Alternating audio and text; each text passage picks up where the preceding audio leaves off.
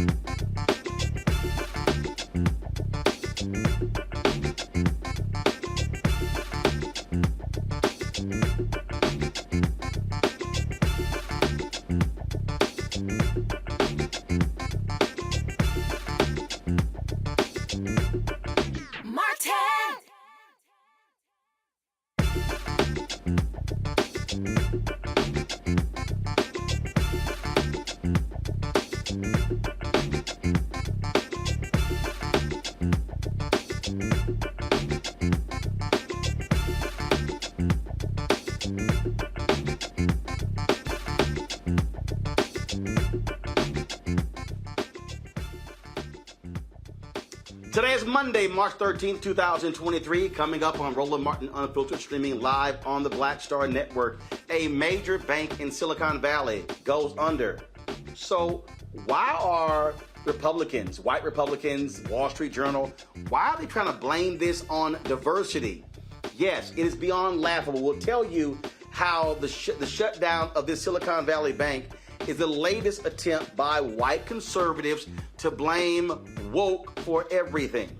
Vice President Kamala Harris not returning the phone calls of Senator Warren, who's trying to apologize after she, let's just say, did not give an endorsement to Harris being on the ticket in 2024. What the hell is up with Democrats and their infatuation with trying to replace Vice President Harris? We'll break this thing down on today's show. Also, remember the Arizona geologist who went missing? He's been missing for 628 days. We'll give an update on the case of Daniel Robinson. Also, the FBI released 2021 supplemental hate crime report showing an almost 12% surge in hate crimes in America. I told you about those white domestic terrorists.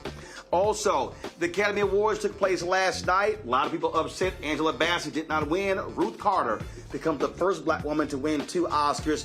We'll show you. And of course, Jimmy Kimmel did address the slap that took place last year between Chris Rock and Will Smith. Y'all, it is time to bring the funk.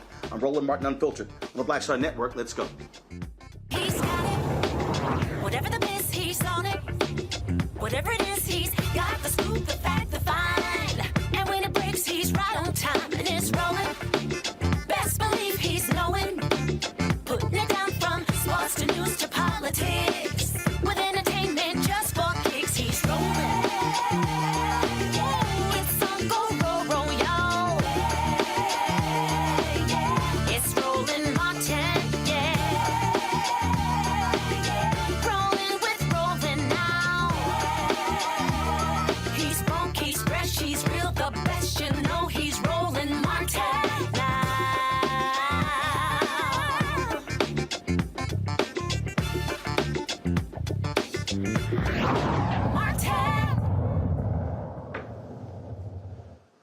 All right, so first Democrats were whining about whether or not President Joe Biden should be on the ticket. Now Democrats are complaining, well, should be Vice President Kamala Harris. Senator Elizabeth Warren did an interview with a Boston radio station a few weeks ago where she was asked the question, and, well, let's just say she sort of created a whole drama by not giving a ringing endorsement of Vice President Kamala Harris. Listen. Really want to defer what makes Biden comfortable on his team. I've known Kamala for a long time. I like Kamala. I knew her back when she was an attorney general and I was still teaching, and we worked on the housing crisis together. So we go way back, but they have to be a team, and my sense is they are. I don't mean that by suggesting I think there are any problems. I think they are. Well, apparently Warren has been apologizing. She's now placed phone calls to the vice president. The VP's chief of staff has returned the phone call. Harris has not actually returned her phone call. Warren did issue in a statement. This is after the interview with the Boston National Public Radio.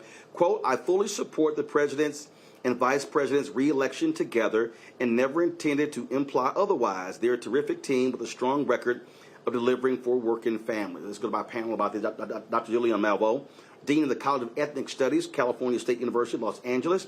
Dr. Amakongo Dabinga, professorial lecturer, School of International Service, American University. Renita Shannon, former Georgia State Representative. Okay, I don't understand what the hell's going on here, Julian. Look, I've been saying this for the longest. Democrats need to shut the hell up, accept the fact that Joe Biden, yes, will be 82 years old when he runs. He is going to be the Democratic nominee, period. Vice President Kamala Harris is going to be the VP nominee, period. It's just dumb to me if they're going back and forth on this. That's what it is. Accept it, move on, focus on beating the Republicans next year. Democrats have a tendency to shoot themselves in the foot. We do it over and over and over again. And this is a prime example of that. Elizabeth Warren didn't need to say anything. All she could say was what she said in her statement. I support the ticket. But instead, she's going down the mulberry bush, and she's really wrong. I appreciate her, from her economic populism, for a number of other things. But I just think this was a wrong statement to make at a time when Democrats are vulnerable, are shooting themselves in the foot. So I don't know why she did it, but she did it. And now she's trying to apologize. And that's called too much, too little, too late. There are a coterie of Black women surrounding Vice President Harris, and we're not fooling with these fools who continue to disrespect her. And that includes Senator Warren. You cannot disrespect Black women and think that it's okay. And so she can say whatever she has to say. The comment was disrespectful, and if I was Kamala, I wouldn't be calling her back either. It's simply, to me, Congo, a complete waste of time. She is going to be the nominee. And my whole deal is, answer the damn question. It's just like what all these Democrats were asked last year. Will you endorse Vice President Joe Biden? And then people were like, well, we'll see. What the hell are you talking about? Right. This man is trying to be president for his entire career. You think he's going to voluntarily give up the most powerful office in the world? Ain't going to happen. He's running, barring anything health-wise. He's running, she's running. Democrats, suck it up. And quite honestly, it's really frustrating because it actually is bringing me back to the whole situation with Obama and Hillary when Democrats got into a big fight at the Wardman Hotel and people were talking about, oh, I'm not going to vote for Obama and all of that. And Democrats almost shot themselves in the foot that time, as Dr. Malveaux was talking about.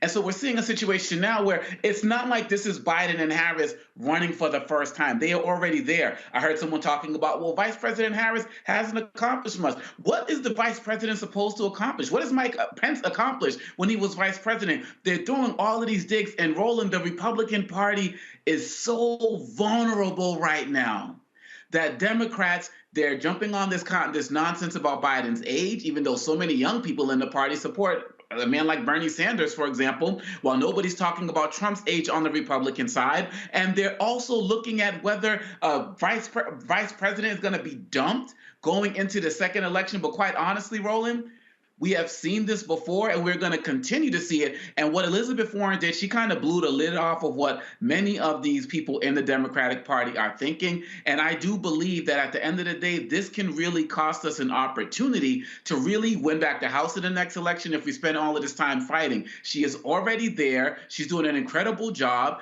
And she represents the #1 constituency for the Democratic Party. So putting out any nonsense suggesting that she shouldn't be there, we don't care how far back you knew her when y'all were teaching and all of this, when you were teaching and all of this nonsense, fall in line like the Republicans do going into 2024. But Roland, lastly, I will say, I think they also fear her being the face of the party running for president in 2028. So they're starting to just throw more shade right now, and it's got to stop.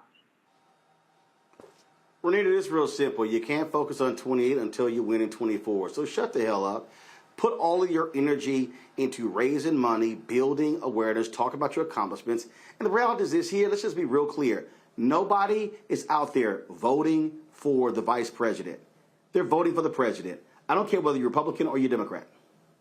Well, I think that this situation is actually not really about Elizabeth Warren. I think this is about a concerted effort that we've seen from the media to pretty much tell us every single week or every time we see any article printed about Kamala that she's not doing a good job, she's not doing anything, where has she been? I mean, we almost never see any articles about the actual work that she is doing. It's just always a constant stream of chipping away at her and expecting more from her than we've ever expected of any vice president. I mean, to your point, Roland, most people can't even remember the names of vice presidents who have served in the past. And so Kamala has done what she's supposed to do as a vice president. And I really think that this is more of the media just continuing to print things. And I don't know who is exactly behind it. It feels so concerted and so organized. It just really feels like that's what they're trying to do. But I will say this, we do have softness on the left, okay? So Biden does need to do things policy-wise. We cannot just tell people to shut up and vote, because that is going to have us lose elections. So there are things that on the policy side that do need to get fixed. We saw what happened with overturning, him working with the Senate to overturn pretty much a criminal justice reform that was done in D.C. So we have real issues that do need to be snaked out. This is not one of them. What VP Harris has done, that is not an issue. And I really wish media would stop with this concerted attack, because it's really showing a black tax on her that we've never seen any other vice president have to deal with. Yeah, but there are no media attacks if you don't have Democrats who if they stop talking about it, then there are no stories. I mean, that's what the real problem is. And so I just think, to me, it's just dumb. So, like, really move the hell on. All right, folks. Got to go to a break. We come back. White conservatives, oh, my goodness. I keep telling y'all while we read my book, White Fear, that now they're trying to blame diversity for the 2 banks shutting down, including one in Silicon Valley. Wait until I show you what was in this Wall Street Journal article. These people are utterly hilarious, as if white men have not been destroying the country and destroying banks all of these years. Well, I'll tell you next. You're watching Roland Martin Unfiltered on the Black Star Network. Don't forget, if you're watching on YouTube, hit that like button, folks. Also, once you hit the button, share button on Facebook, like button as well. Plus, on our app. Speaking of our app, download it on the Black Star Network, Apple phone, Android phone, Apple TV, Android TV, Roku, Amazon Fire TV, Xbox One, Samsung Smart TV. Don't forget, you can watch us on Amazon News by simply going to, or say, Alexa, play the Black Star Network. So check us out there as well. And, of course, support us with your resources.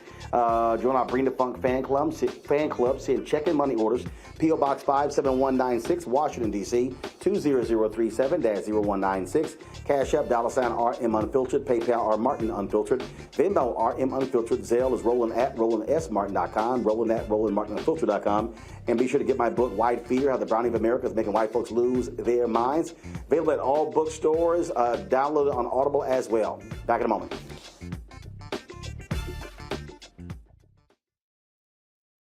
A lot of these corporations or people that are running stuff push black people if they're doing a certain thing. What that does is it creates a butterfly effect of any young kid who, wants to leave any situation they're in, and the only people they see are people that are doing this. So I gotta be a gangster, I gotta shoot, I gotta sell, I gotta do this in order to do it.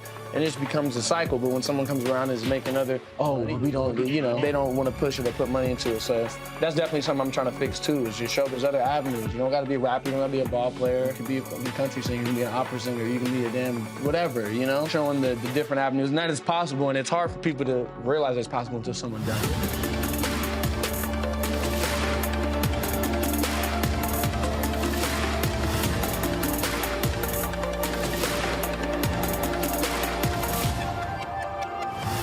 Next on The Black Table with me, Greg Carr, we featured the brand new work of Professor Angie Porter, which, simply put, is a revolutionary reframing of the African experience in this country. It's the one legal article everyone, and I mean everyone, should read.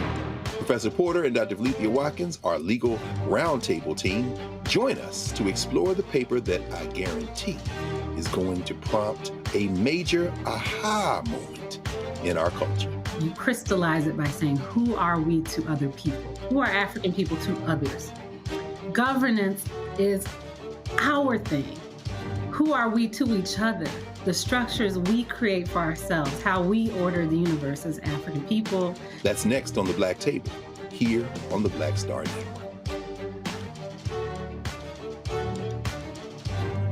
Hi, I'm El DeBarge. Hey, yo, Peace World. What's going on? It's the Love King of R&B, Raheem Devon, and you're watching Roland Martin Unfiltered.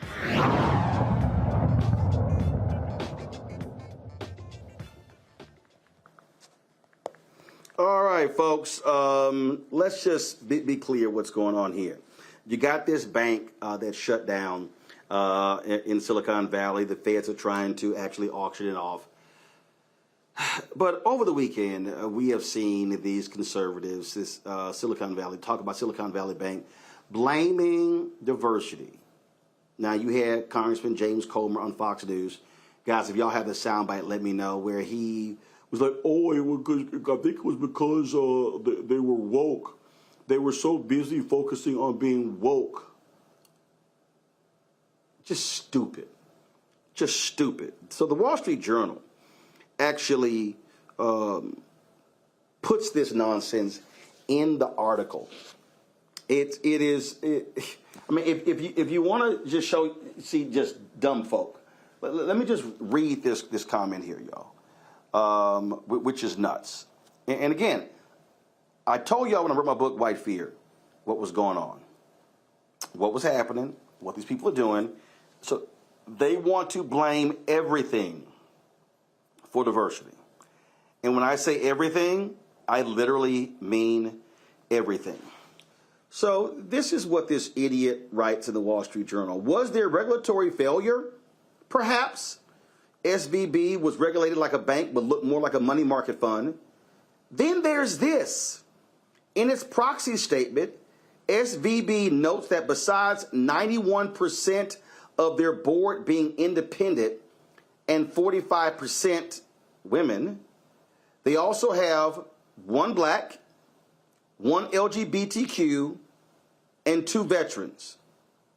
I'm not saying 12 white men would have avoided this mess, but the company may have been distracted by diversity demands.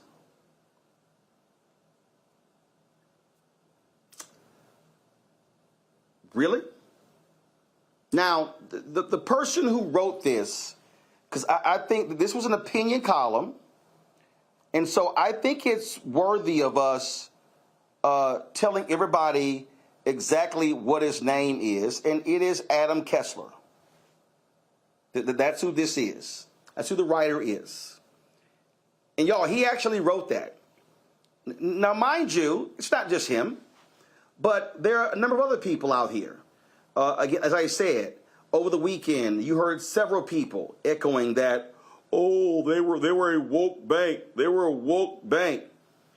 This, to me, Amakongo, shows the consistent stupidity of these people. As if we have not seen numerous banks in American history just collapse the economy all because of smart-ass white men or wannabe smart white men. So, I mean, I keep telling people, get used to more of this because they want to blame everything on diversity. Yep. Most definitely. And I see it every company I speak at when I'm talking to employees and they're talking about the issues, people feeling like because they represent diversity in the organization, they are blamed for problems that are happening, this type of diversity fatigue. But what's also shameful is the selective memory and the short-term memory, because as far as I can tell, there wasn't a lot of diversity in 2008 when we had the Great Recession and these banks were being run into the ground and people deemed them too big to fail. Historically, these banks have been run by white men, the majority of white men have run these banks. And so they want to forget that. They want to completely act like none of that ever happened. And really, at the end of the day, they're also talking about the fact that we need to start getting rid of this woke idea, but they never define woke. And that's why every time you say it, Roland, you're saying it in a way like you guys are just fools just by taking this slang term and making it policy. So whatever happens, if there's an issue with the airlines, it's woke. If there's an issue with infrastructure, it's woke. And if it's an issue with schools, it's woke. And if it's an issue with the banks, it's woke. These guys, and just like what we see with the Republicans in the House, all they have is culture wars and slang terms such as woke, Florida, where woke comes to die. They have no real knowledge. So we have to continue to hold their feet to the fire, and we cannot let them forget the past. We can't let them forget that 2008 happened. And again, we can't forget that what about Bernie Madoff? I mean, the list goes on and on about situations in banks and organizations and companies that have failed, that were run by white men and left the majority of people who are part of their company out to dry. And so we have to call it out, because if we don't call it out, who will? His name is Andy Kessler, Renita, and it's just stupid.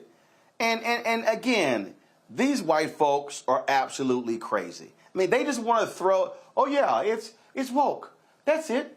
It's woke. That's it. Oh, climate change. Ooh, woke. Let's see here. Oh, that's right. The rail car accident in Ohio. Oh, that was woke. Let's see here.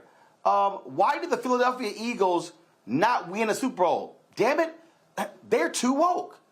These people are nuts.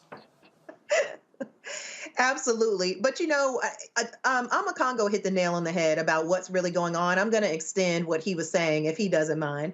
But there are reasons that they are doing this. And the number one reason is because they have the most to lose by not blaming it on woke. Just like Amakongo mentioned, when you talk about diversity and making sure that these boards are diverse, diversity never means adding more straight white Christian men. That's not something that we have too much of anywhere, whether you talk about government, where you talk about these bank boards, whatever it is, that does not mean adding more straight white men. Second thing is that I think they also are trying to distract from the general public, again, looking at these banks fail and watching the government rush to their defense to bail them out. And so what they don't want to have happen is for the general public to get riled up again and realize that banks always want to privatize profit, but they want to socialize losses. And so they have a lot of incentive to pretty much try to distract the public and blame it on anything other than what it actually is. And last but not least, I'm not surprised that folks like Ron DeSantis are blaming it on woke and this guy who wrote the article, because Republicans,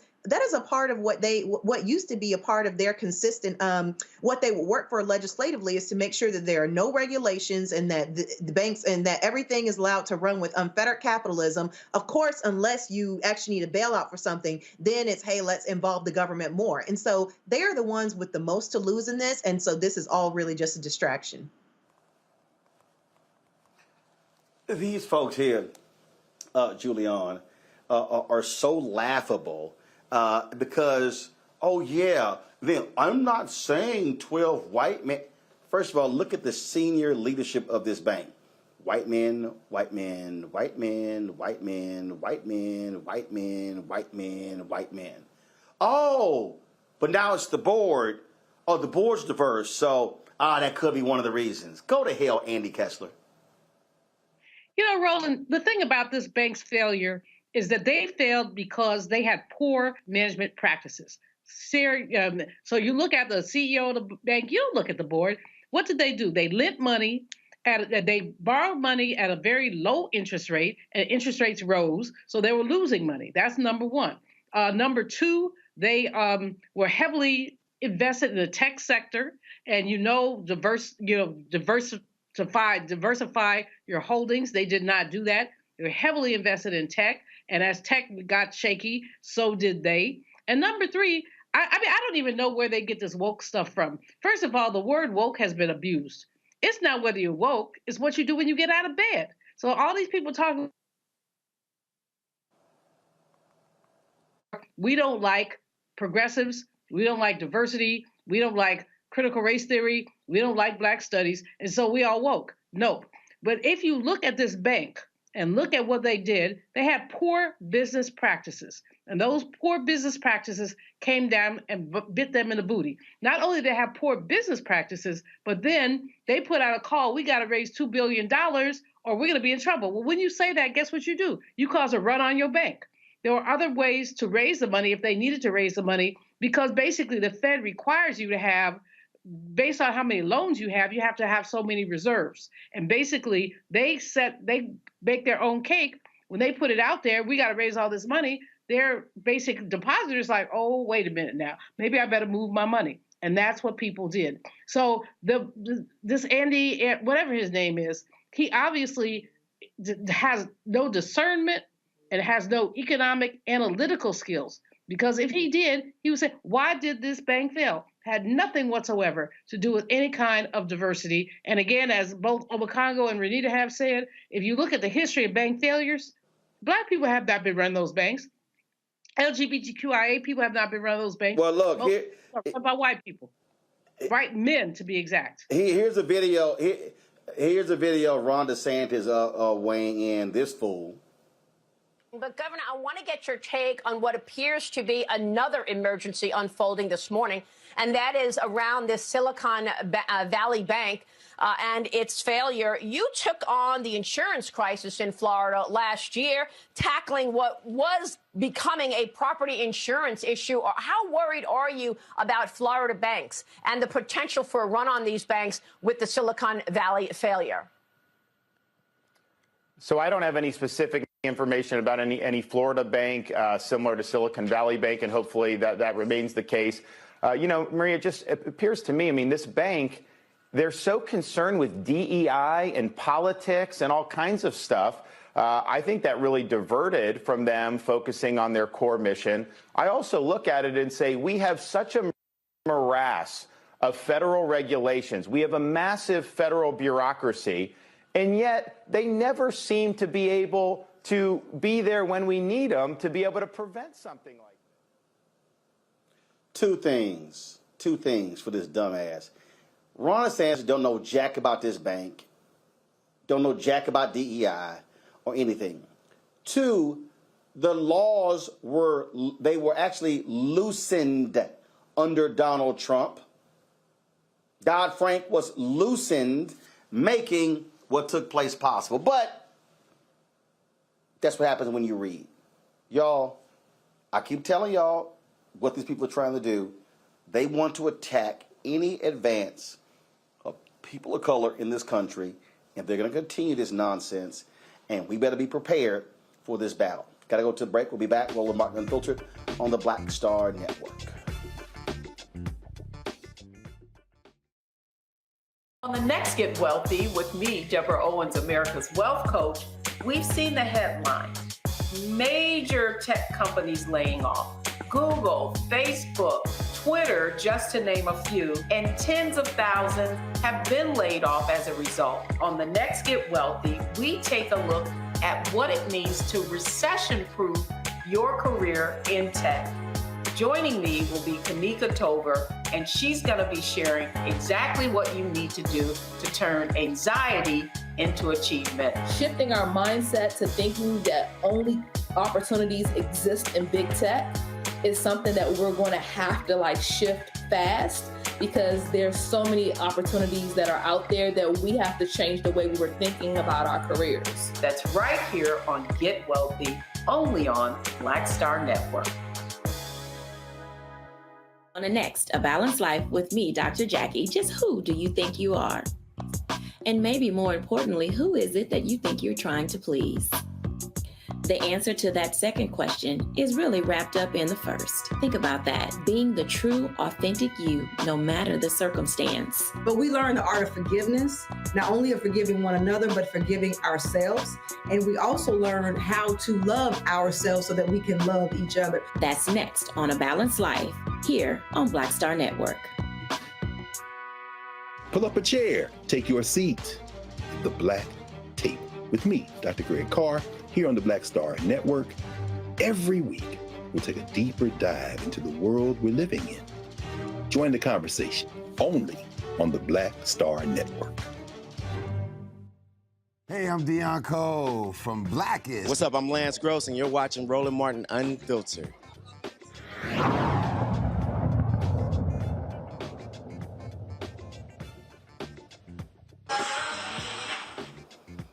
All right, fam, we keep telling y'all about these hate crimes, and the FBI has offered some details with regards to 2021. It is called the Supplemental Report, showing that hate crimes in the United States rose by 11.6% in 2021.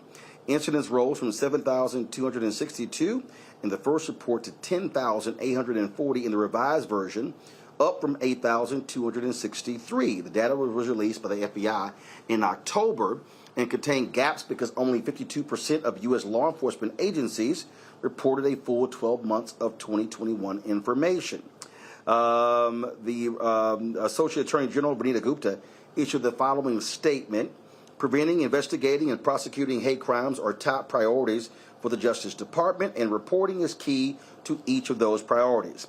The FBI supplemental report demonstrates our unwavering commitment to work with our state and local partners to increase reporting and provide a more complete picture of hate crimes nationwide. We will not stop here. We are continuing to work with state and local law enforcement agencies across the country to increase the reporting of hate crime statistics to the FBI. Hate crimes and the devastation they cause communities have no place in this country. The Justice Department is committed to every tool and resource at our disposal to combat bias-motivated violence in all its forms. The FBI tracked the 96 cities across 16 states to identify statistically significant trends. Boy, I guess this just sort of just blows out the water, Renita, all of these idiots who say, oh no, everything is great and wonderful, hate crimes or issues of race, it's not a big deal. Absolutely, and it's actually scarier than we all realize, because the way it works is that hate crimes are defined in law, but most states, Georgia, for example, and most states in the country, and I'm sure, I don't even know if the federal level actually does this, but most states do not actually define what is anti-Black racism. They don't define what is racism. And so for a hate crime to even be reported and be classified as a hate crime, there has to be something that was involved in the crime that shows that there was a bias against a specific community. So you have things take place all the time that we know, or communities know, that these are hate crimes, but because there was no obvious bias, it's not classified as a hate crime. For example, Emmett Till's murder, the murder of Emmett Till was never classified as a hate crime. Everyone knows that that was a hate crime. And so these numbers are actually low. And so things are actually scarier than what is even being reported. Look, we continue to explain to people, Julian, that the reality of racism in America is still alive and well. We reported on the DOJ getting convictions. Last week, it was a white man burning a cross in the yard of his neighbors, trying to intimidate them. We can go on and on and on. These things are still real in this country, no matter what white folks say. Still real, but there's also a state of denial. There's so many white people in particular, but there are others. I mean, you will find some Black conservatives, oh no, are you sure that was a hate crime? Maybe it was just an altercation.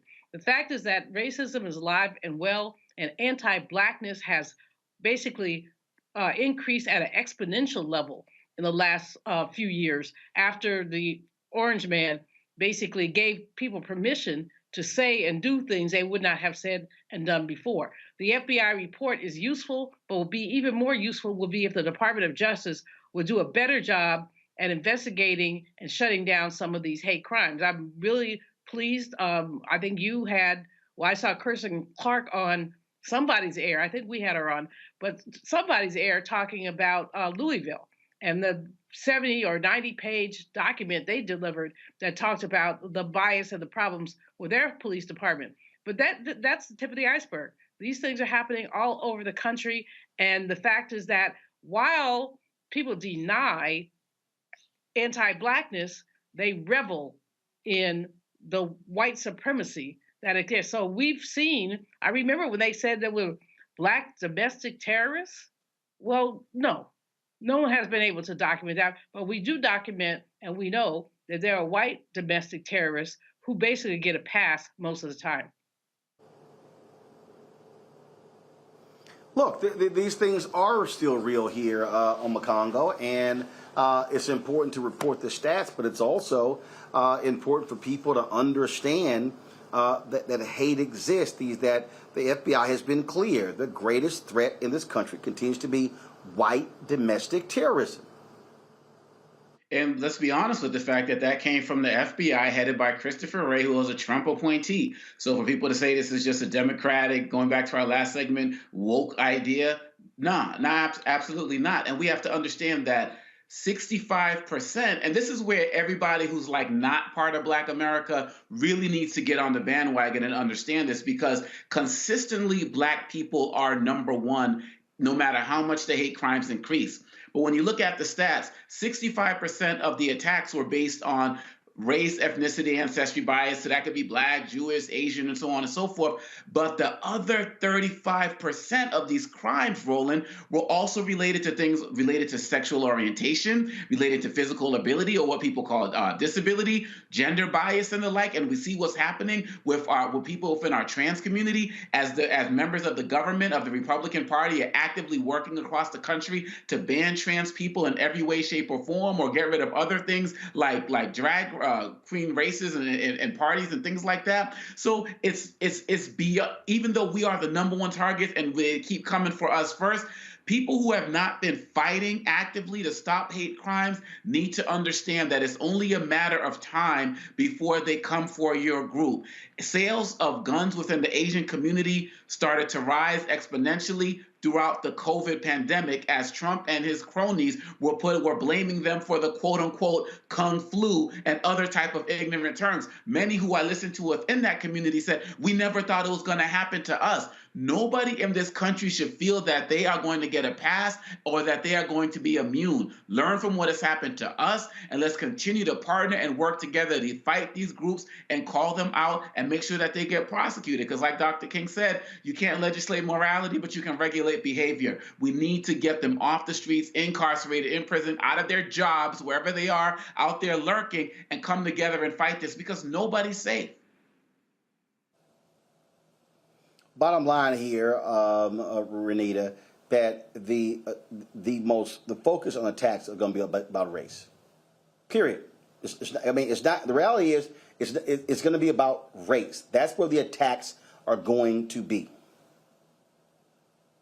Well, and I mean, but to Amakongo's point, we are seeing increasing attacks for the trans community, for LGBTQ community. So like Amakongo said, we're all in this together. We are all, race are some of the oldest attacks. And of course, they are ongoing. And a lot of that is because of the refusal of the DOJ and other federal agencies to really take white domestic extremism for the white domestic terrorism seriously in the way that they should. And the more that we allow this sort of cancer to just fester within our country, the more and more we see that hate crimes will just go unchecked. Julian, the reason I say race is always going to be at the top, because it is always being here. Yes, you're seeing increases in other areas, but the bottom line is we are the default for America. Absolutely.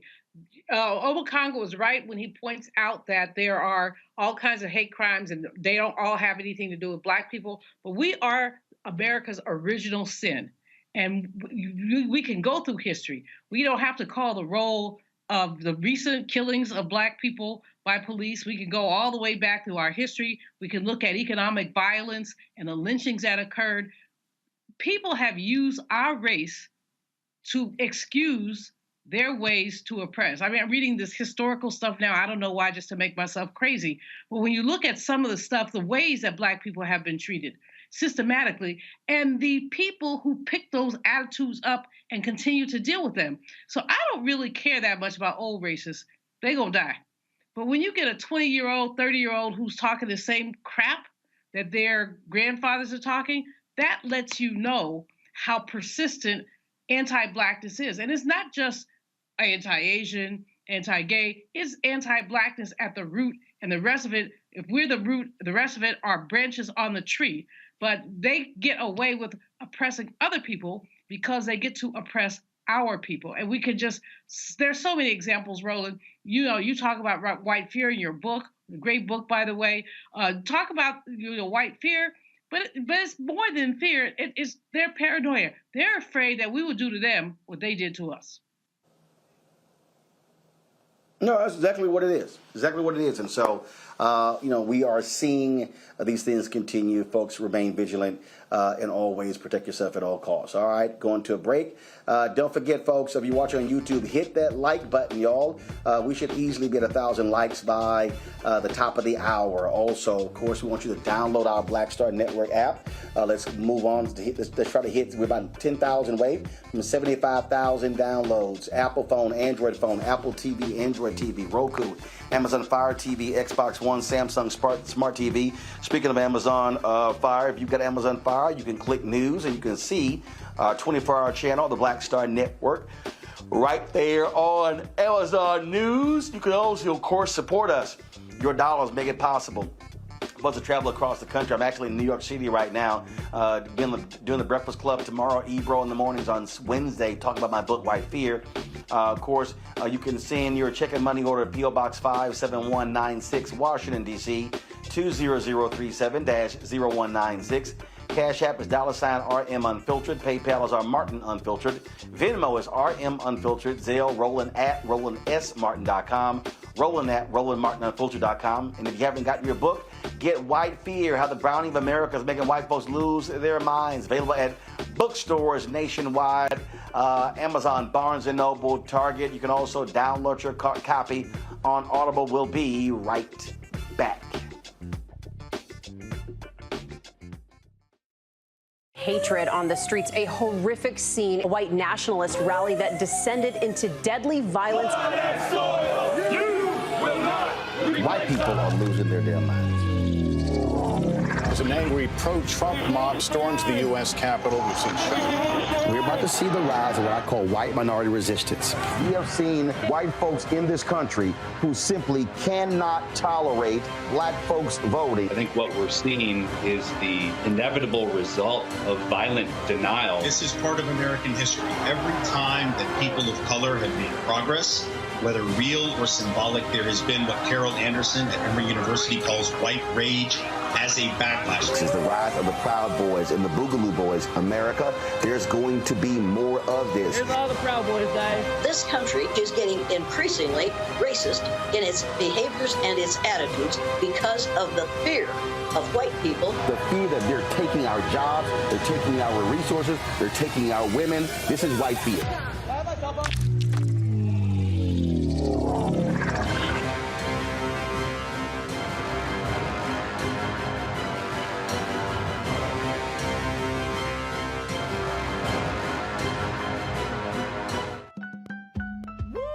We're all impacted by the culture, whether we know it or not. From politics to music and entertainment, it's a huge part of our lives, and we're going to talk about it every day right here on The Culture with me, Faraji Muhammad, only on the Black Star Network.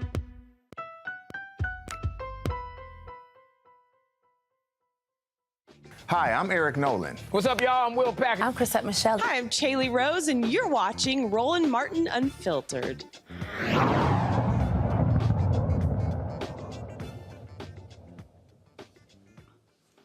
All right, folks, welcome back to Roland Martin Unfiltered on the Black Star Network. Again, just a reminder to folks, we're trying to hit 75,000 downloads and get to 100,000. So be sure to download our Black Star Network app, Apple phone, Android phone, Apple TV, Android TV, Roku, Amazon Fire TV, Xbox One, Samsung Smart TV. Download on all of those platforms. Folks, pull the graphic up, please. Thank you very much. Download all of those platforms and be sure to get that. And so we want to hit that, folks, as we continue to build our 24/7 Black News and Information Network.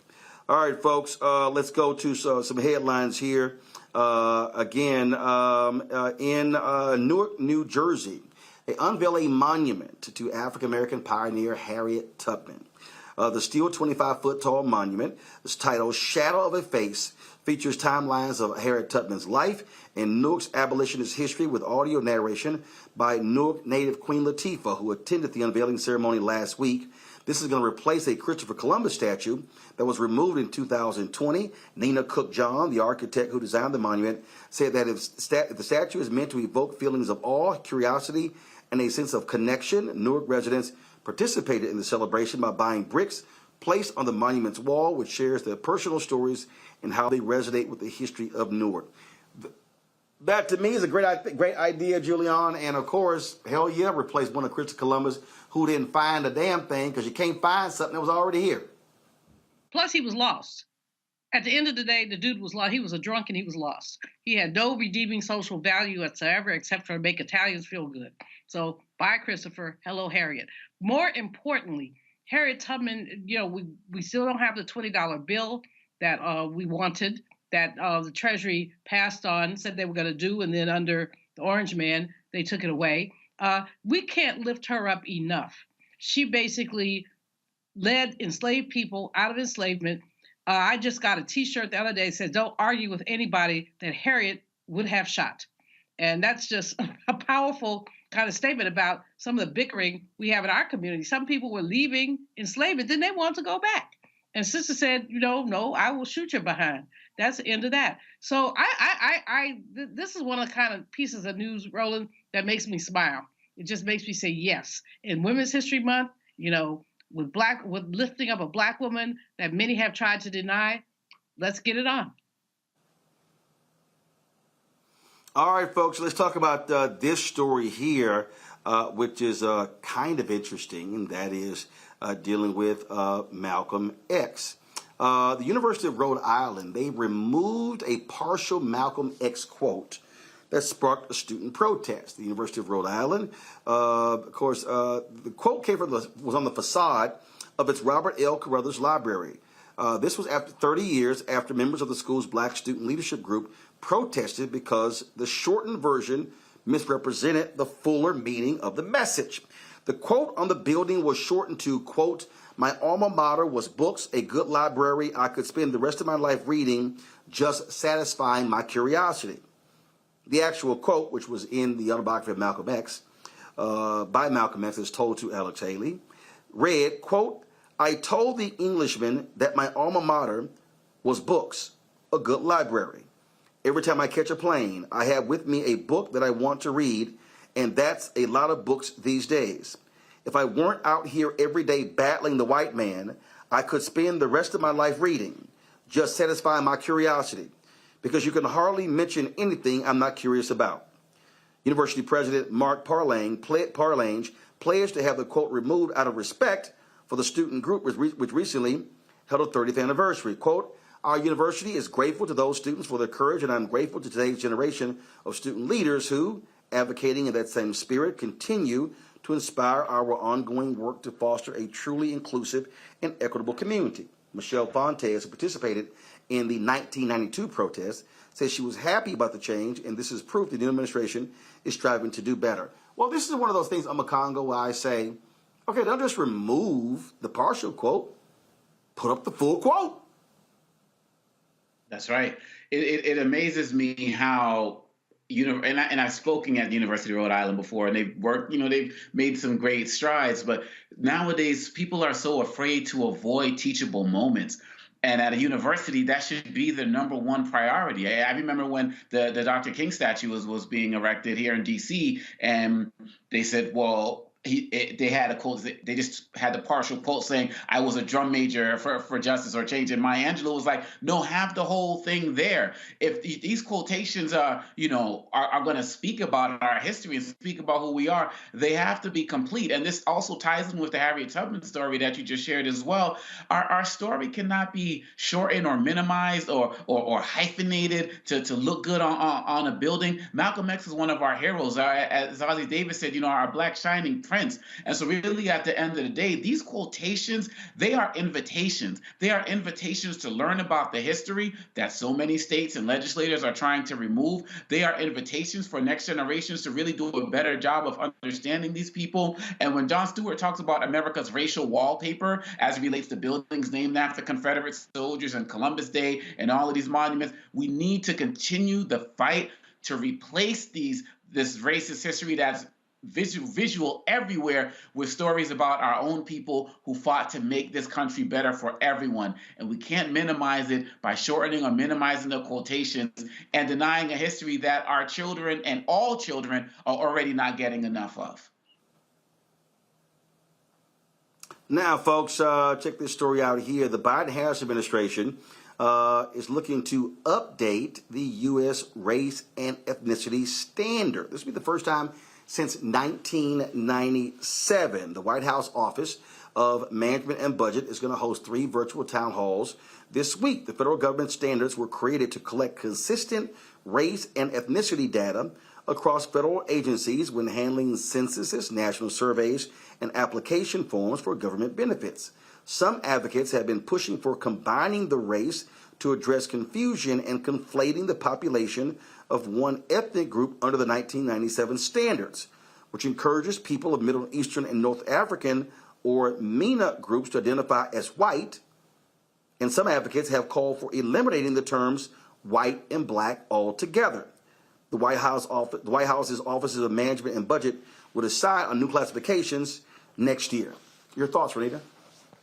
Well, somebody who has a sociology background like myself, this is really important, and I support that they are looking at revising these categories. And the reason why I say that is because the only way that you can actually track discrimination and bias that happens in the workplace, or, for example, in receiving government benefits, is you have to track it with data. And so it's very important that we continue to track which communities are receiving, being charged higher rates for loans, for example, which communities are, facing different disparities. It's very important that we have correct data so that we can work towards this equity and justice that we're saying that we're about as a country. I mean, this is an example of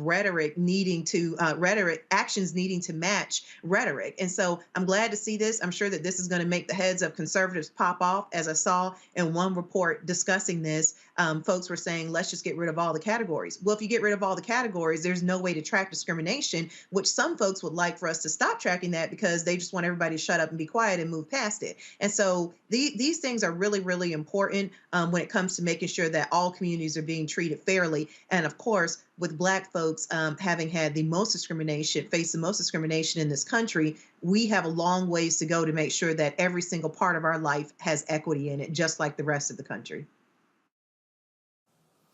It is, I think it's important for people to understand, Juliana, a lot of people really don't understand how so much is decided when we talk about government programs, we talk about resources, when we talk about National Institutes of Health, when we're talking about, yes, the census, where that the racial data matters, because when you also are talking about racial data, you're also talking about class data and where resources are going.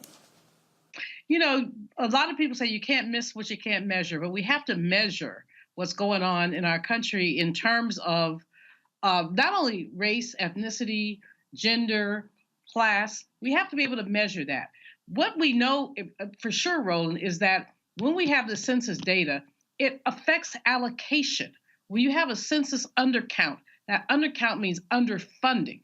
And so it's important, and a lot of people say, I don't want to get counted. Well, you need to get counted because it does make a difference.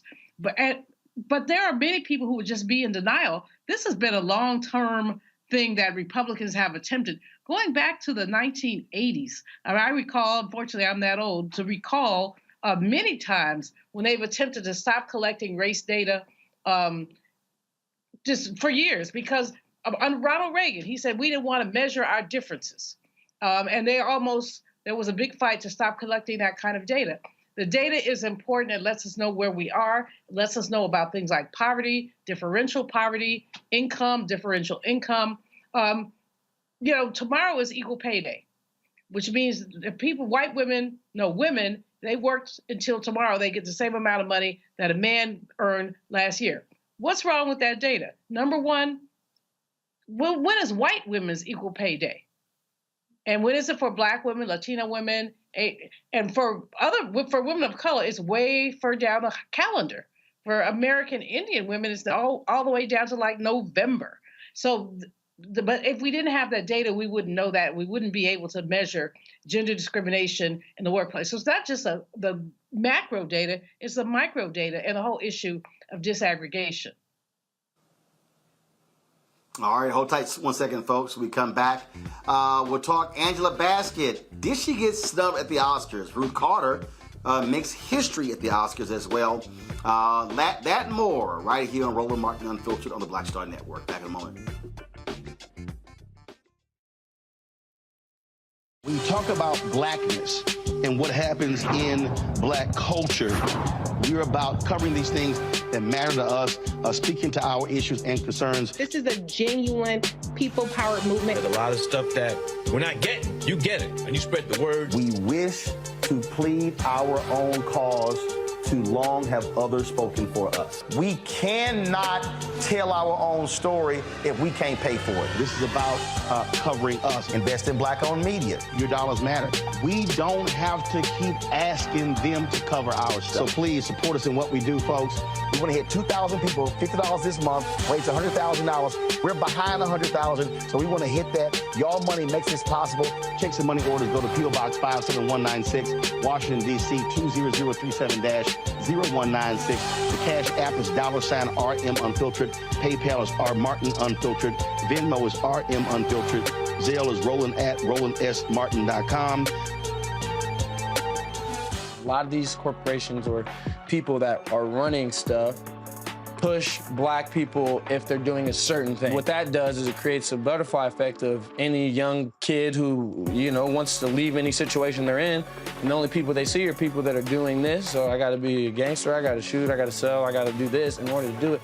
And it just becomes a cycle. But when someone comes around and is making other, we don't, you know, they don't want to push it or put money into it. So that's definitely something I'm trying to fix too, is just show there's other avenues. You don't gotta be a rapper, you don't gotta be a ball player, you can be a country singer, you can be an opera singer, you can be a damn whatever, you know? Showing the different avenues, and that is possible, and it's hard for people to realize it's possible until someone does it.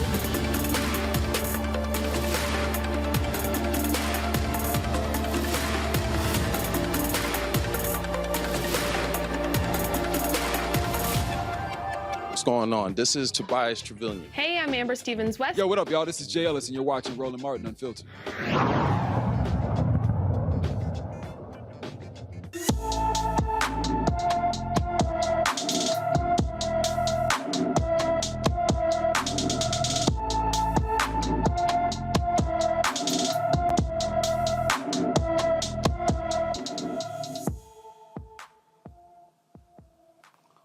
All right, folks, Courtney Smith has been missing from Gary, Indiana since January 5th. The 18-year-old is 5 feet 10 inches tall, weighs 150 pounds, with black hair and brown eyes. Anyone with information about Courtney Smith should call the Gary, Indiana Police Department at 219-881-7471, 219-881-7471. Folks, we did the story previously about this young man, David Robinson, first of all, Daniel Robinson, and how he has been missing. He was a geologist who was missing in Arizona. Now, his dad, David Robinson II, has just been on a focused path to find his son. He's been missing for 628 days. Now, skeletal remains found in a remote desert area of Buckeye, Arizona, fuel speculation that they belong to Daniel Robinson, who disappeared on June 23rd, 2021. Well, they do not. So here for an update from South Carolina on the search for his son is David Robinson II, president and founder of the Daniel Robinson Foundation. Glad to have you back, David. Unfortunately, you still are don't have the information that you need. When we last talked, I remember asking you specifically, what type of support had you been getting from the company that your son was working with? Because there were several white workers he was out in the desert with, correct? Well, actually, there's one worker that he was out in the desert with that particular day. That is something typical of that kind of job. However, yes, he's the company itself has not done anything towards actually doing their own searches to locate my son. He's on the job, of course, and that's one of the things that started off initially was one of the problems in this whole case. So, for folks who were not watching then. Describe exactly what happened. What do they say happened with your son? That what he left on his own accord? Please explain to folks what they say took place. Well, you know, the only person that see my son, he was out at well site waiting on my son that morning. My son went to one well site prior to going to the second well site. He's a field geologist. Go out to these well sites, meet one representative. The one representative said that my son met him out there on the side of the road. My son followed him into that desert. They went 1 mile west, 2 miles north to get to this well site. where they will be completing their job. According to that guy, he said, my son, they reached there at 9 o'clock. By 9:15, my son waved out to him, disappeared in the desert, had to never be seen again. Almost 30 days later, my son's vehicle showed up farther into that remote part of that desert and ravine. Everything on his body was lying in a pile of clothes, 3 feet away from that vehicle, but my son has not been found since. And that is what is still so strange, how his personal effects were found. That's right. The cell phone, his work computer, for instance, his wallet, his keys to his apartment, things like that was found in that vehicle. Case of water. It's 118 degrees that time of the year in the summer. 2 cases of water in there untouched. Things like that. So yeah, it was a really, really strange episode in that part of the case. Questions from my panel. I'll first start with you, Amakongo. I remember the first time I heard this story, and as a father as well, it continues to break my heart. What I didn't pay as much attention to as I am tonight is the fact that the company refused to help. What reason could they have possibly given for that? And at this stage, is there pressure that we could be putting on the company to get involved at this stage? Well, that's like you said, that should have been done at day one. That's one of the things that we discuss as a family with that company. They have money, they have resources. They should have been out there for the employee to actually put resources out there in the desert to locate Daniel. Of course, being in South Carolina, away from Arizona, over 2,000 miles away, I was reliant as a parent on law enforcement. Law enforcement failed. They denied the helicopter search that I requested for them to go out into that desert. They waited almost 3 days later when my auntie from Philly somehow convinced them to put a flight out there in that desert. But that's too late. Those efforts to locate my son from the job and also, as well as the law enforcement agencies was a little too late, because we already know that first crucial moments makes all the difference in the world. I would not be still searching for my son in my beliefs if they would have acted really quickly. Rita. Yeah, just a couple questions around what happened. So I heard that the person who works for his same employer said that they saw him around 9:15, then they didn't see him anymore. But did anybody else report having seen him after that person initially saw him? No, not at all. My son, he's a field geologist. He go out to various well sites, and the way he get his assignments, he just leave his home, look on his work computer. They give him assignments. They gave him 2 that morning. One to go to a well site off of I-10, the other in Buckeye, Arizona. The other was off I-10 as well. But this one, the second well site, he was meeting one representative from a company called Weber, a separate company. They supposedly have never met before. First time seeing each other. My son met this gentleman out there, this guy out there in the side of the road there, like I said, and following him into this well site. This whole narrative, the story, everything about the story is based on one person's word. And was that person investigated? Should have been. One of the things that I have done as a father, you can imagine, the first thing a father would do in my situation is to, this guy tell me my son just walked off. That's unbelievable. I know my son, despite of some of the stereotypes that of Black men. I've been there from day one of my son's life. I've been a single parent. I was definitely wanting to get out there and make sure my son was safe. But I hear that story that I heard from law enforcement from this guy at the well site. I didn't believe it. I needed to go and look this man. He had to look me in my eye and tell me the same thing.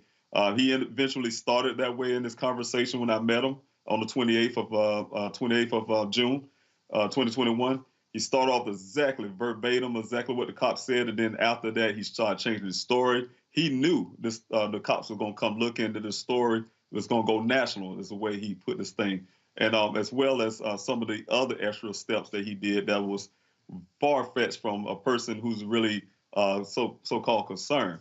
One of the biggest part that was a giveaway to me is the fact that if you're very concerned, all you had to do is make a simple phone call. Those things wasn't done, as well as his storyline did not match my son's phone records. Law enforcement know all these things, and despite of all of that, they hold his story, give it weight.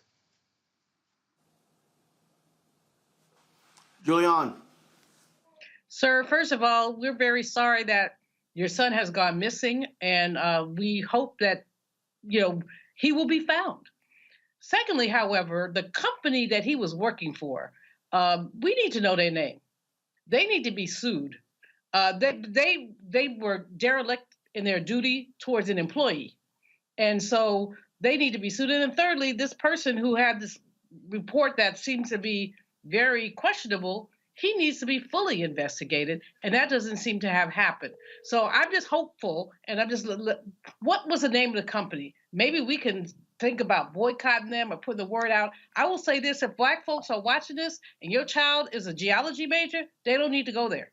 They don't need to work there, because we know that they don't value their employees. Well, it's called Matrix Southwest Groundwater. They also call themselves Matrix New World. It's an engineering company. What my son's job is to, in Arizona, for instance, they have to have a certain amount of groundwater to build a community. That groundwater have to produce at least 100 years of water, those wells. Each community have to have these wells. My son is a scientist. He's a geologist. His job is to help determine if these groundwaters can produce that 100 years of water. Very crucial. The same area that my son was doing his work in is the same area that the former governor been hiding those water reports that do not have enough water in that ground to produce, to support a new community that's building in that area. That's the reason why my son was out in that area to check the groundwater to see if this community can be built. Billions of dollars out the Howard Hughes Corporation. But of course, once those reports came out, we found out that Daniel's those things that he had to do out there support that it was no water, not enough water to support those communities. So there's a lot of things like that with that company itself. Like you said, my son was working on the company. He's working on that day. He was sent out to the well site by the company, and not one ounce of money went out towards producing helicopter flights that I have to do myself. I had to charter helicopter flights, had to produce my own investigation as well as searches for my son. I did 48 weeks of searches out there, covered 35,000 acres of land with volunteers. Not one time a dime been given from law enforcement to help. Those things came out of a GoFundMe, out of the generosity of the people in the neighborhoods, in the communities, as well as my own pocket.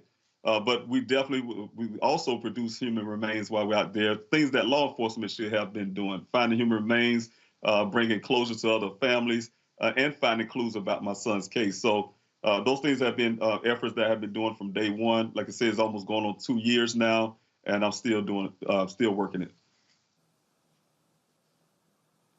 If folks want to support you in what you're doing, where should they reach out to you?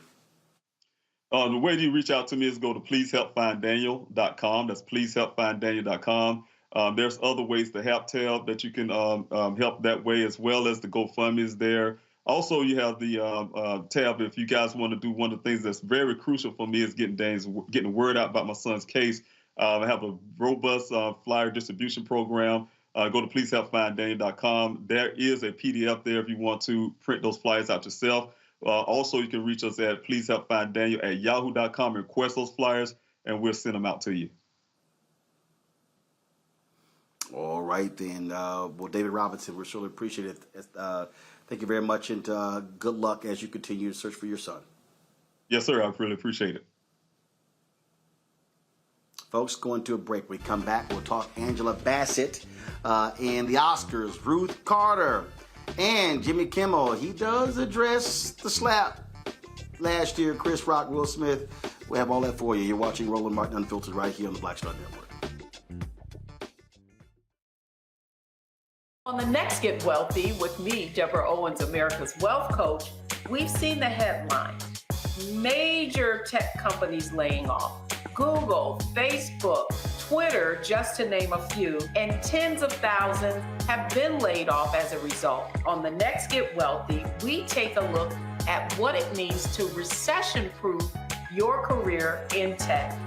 Joining me will be Kanika Tover, and she's going to be sharing exactly what you need to do to turn anxiety into achievement. Shifting our mindset to thinking that only opportunities exist in big tech is something that we're going to have to shift fast, because there's so many opportunities that are out there that we have to change the way we were thinking about our careers. That's right here on Get Wealthy, only on Black Star Network.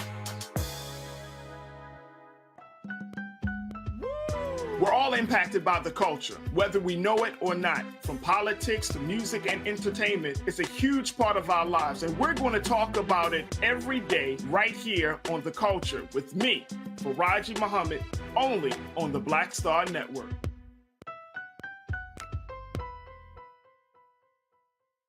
On the next, A Balanced Life with me, Dr. Jackie, just who do you think you are?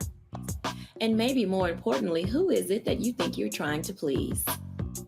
The answer to that second question is really wrapped up in the first. Think about that. Being the true, authentic you, no matter the circumstance. But we learn the art of forgiveness, not only of forgiving one another, but forgiving ourselves. And we also learn how to love ourselves so that we can love each other. That's next on A Balanced Life, here on Black Star Network. Hi, I'm Amber Stevens-West from The Carmichael Show. Hi, my name is LaToya Luckett, and you're watching Roland Martin Unfiltered.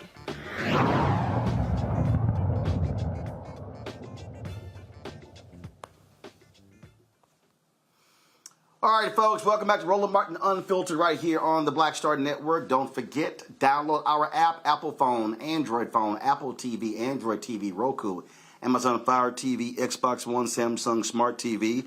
And, of course, if you're watching the show right now on YouTube, be sure to hit the like button. We want to get as many likes as possible.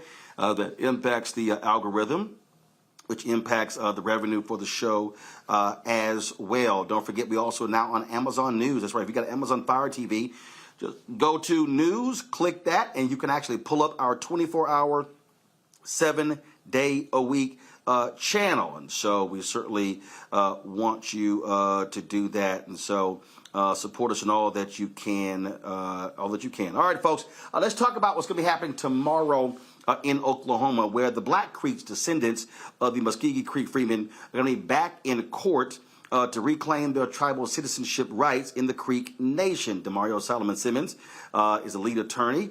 He joins us right now. Demario, so bring us up to date, because recently I saw your recent post where the court admonished the tribe for not following the judge's order, correct? Well, we're hoping the court is going to admonish them tomorrow. They did not follow the judge's order back from February 9th, where they've been running for over 2 years, Roland, to answer the very basic question of how do they believe they can violate Article 2 of the Treaty of 1866. And the judge ordered them on February 9th that they had to answer that question before our trial, which is April 4th. And they refused to do it. So we back in front of the court tomorrow, and we're hoping and asking her to admonish them and to force them to answer the question and sanction them for us having to do additional unnecessary work. Again, this goes way, way back for folks who don't understand the details of this case. Bring us up to speed. The Cliff Notes. Yeah, real quick. Absolutely. Just real quickly, I'll say this. From the late 1700s until 1866, members of the Muskogee Creek Nation enslaved African people and Black people, Creeks of African descent. When at the end of the Civil War, or during the Civil War, some of the Creek Nation, they actually signed a treaty with the Confederacy. Obviously, the Confederacy lost, and part of the Confederacy bringing back those states like Alabama and Georgia and Mississippi, they had to adopt the 13th, 14th Amendment, outlaw enslavement, and make their Black citizens, Black individuals citizens. Well, in the Creek Nation, it was the same thing. According to the Treaty of 1866, Article 2, they had to adopt their Black members as citizens. They had to stop enslavement. The Creek Nation adhered to that until 1979. In 1979, they decided they no longer, quote unquote, wanted us Negroes. And therefore, they kicked us out the nation illegally. We've been fighting that ever since. And that's what this trial is about on April 4th. And just imagine this, Roland, everyone that's listening. Just imagine if Georgia or Alabama or Florida or Texas tomorrow said, you know what? We're no longer going to adhere to the 14th Amendment. You Negroes are no longer citizens of the state of Texas. That is what the Creek Nation is doing. It is Confederate members of the Creek Nation who want to keep this white supremacist mentality and keep Creeks of African descent like myself and thousands of other Creeks from having our rightful citizenship and access to millions of dollars in benefits annually. And when we say benefits, again, explain that to folks who don't understand this history. Absolutely. And we're talking about over 100, maybe 150,000 Black Creeks that are in this situation. Most based in Oklahoma. We have members throughout the entire nation. And we're talking about benefits like health care, housing, education stipends, cash stipends. So during COVID, Roland, and I know you know this, but during COVID, the Creek Nation received about $2 billion of ARPA funding. And one of the things that they decided to do was to give each individual Creek citizen about $4,500 cash stipend. That meant that over 100,000 Black Creek citizens, or should have been citizens, did not receive that cash stipend. This will make a substantial, tangible difference in the lives of Black Creeks overnight. Overnight, Black Creeks who do not have the ability to get health care would have health care opportunities the very next day. Black Creeks who need housing would have housing the very next day. Black Creeks who need educational opportunities and benefits would have those benefits the next day, both through the Creek Nation and also through the federal government. Questions from the panel. Renita, you first. Yeah, so I know looking into this that one of the flashpoints of this issue is how the Muskogee tribe decides who is a part of their tribe. So they are saying that you have to be by blood in order to be a part of their tribe. But recently, the Cherokee Nation, they used to say you had to be by blood, but then recently they changed theirs to say it's not by blood. What happened with the Cherokee Nation that is not, I guess, sort of holding up with the Muskogee tribe? What is the difference? Well, the two different nations, and the Cherokee Nation decided to follow the law, and the Creek tribe does not want to follow the law. That's the basic answer. Because the Cherokee Nation had the same type of a treaty of 1866.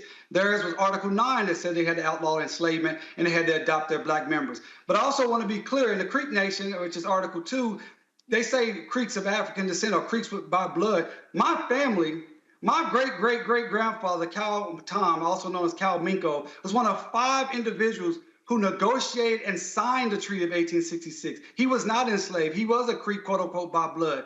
But because we were put on the Creek Freedmen roll by the United States government in 1906, that said we were all just formerly enslaved Africans, the Creek Nation is now utilizing that racist document that the United States have created to disenfranchise and kick off Black people that's like myself, who have a documented heritage of Creek Nation going back centuries. That's a great question.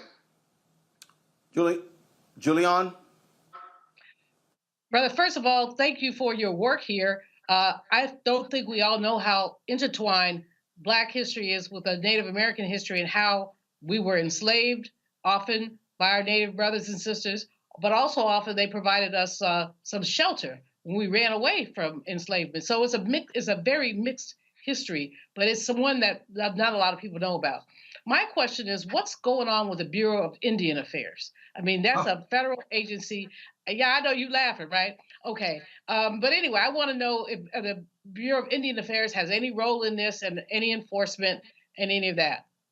No, I'm laughing, Dr. Malvo, because you always ask the right question. And the Bureau of Indian Affairs could tomorrow, the Department of Interior, Bureau of Indian Affairs tomorrow could tell the Creek Nation, you are violating federal law.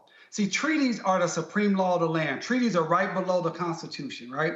And so the Bureau of Indian Affairs tomorrow could write a letter to the Creek Nation and say, you are violating the Treaty of 1866, Article 2, and until you adhere to this treaty and you bring in these Black members of your tribe, we will not recognize your government. They could do that tomorrow. So I laugh because you asked the exact right question.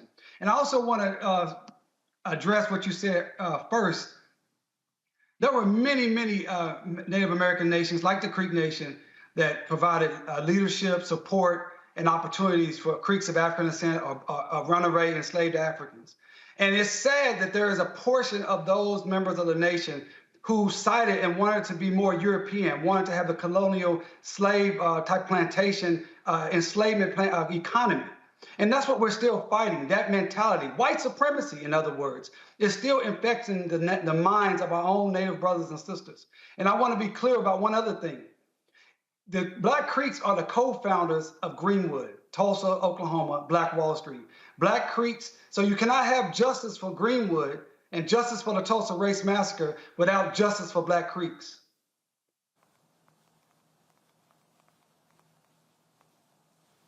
All right, Makongo.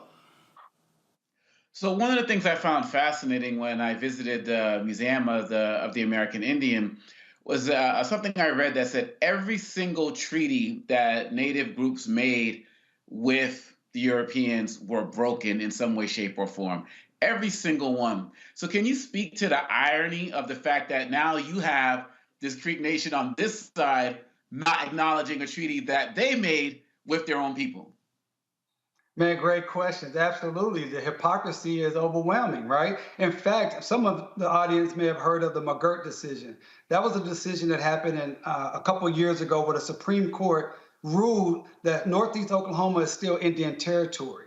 And that was a case that was involving the Muskogee Creek Nation, the same nation we are in court with today. And the Muskogee Creek Nation was making that argument that Article 3 of the Treaty of 1866 was still good law. Therefore, the state of Oklahoma does not have the authority, the jurisdiction to charge criminally Creek Nation citizens. And they argued that successfully all the way to the United States Supreme Court. Yet, when it comes to Article 2 of that same treaty, they want to ignore it. They want to say that does not matter here. And that's why the actions of the Creek Nation is not only illegal, it's not only racist and discriminatory, but it's a threat to all Indian law throughout this entire country, because all the Native American tribes are fighting to uphold their treaties, and the Creek Nation wants to be able to say, well, we are going to decide we're just going to ignore Article 2. And if they're allowed to get away with that, then the United States of America will have the moral opportunity to continue to not do what they're supposed to do for all other Native American tribes. So that's an excellent question. If folks want to actually just read more about this, is there a website that you guys have where they can go check everything out? Absolutely. They can go to justiceforblackcreeks.org. That's justiceforblackcreek.org. Or you could go to justiceforgreenwood.org.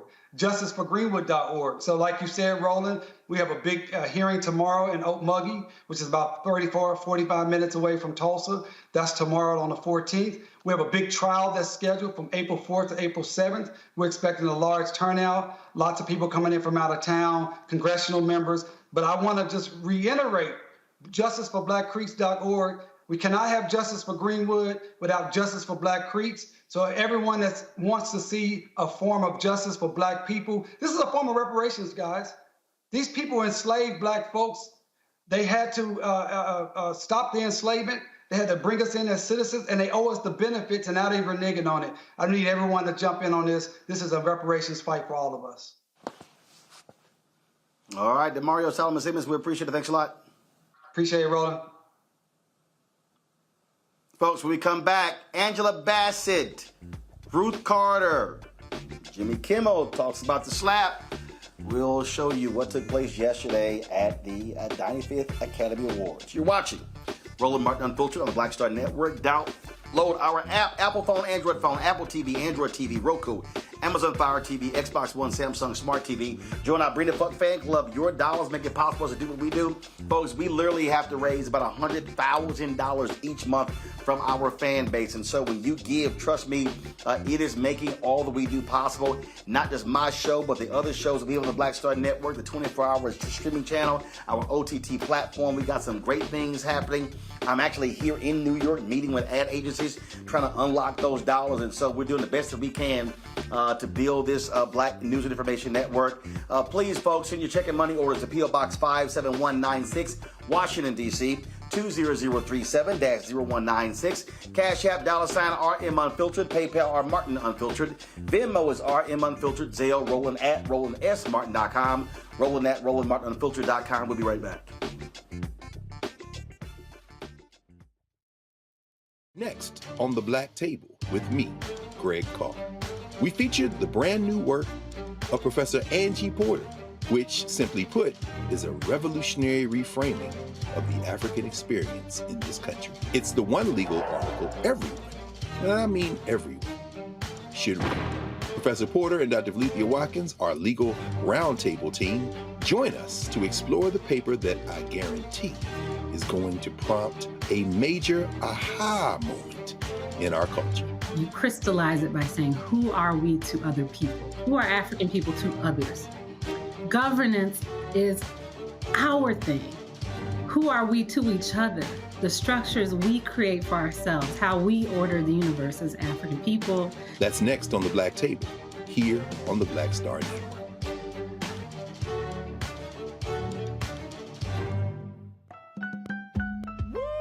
We're all impacted by the culture, whether we know it or not. From politics to music and entertainment, it's a huge part of our lives, and we're going to talk about it every day right here on The Culture with me, Faraji Muhammad, only on the Black Star Network. I'm Deborah Owens, America's Wealth Coach, and my new show, Get Wealthy, focuses on the things that your financial advisor and bank isn't telling you, but you absolutely need to know. So watch Get Wealthy on the Black Star Network.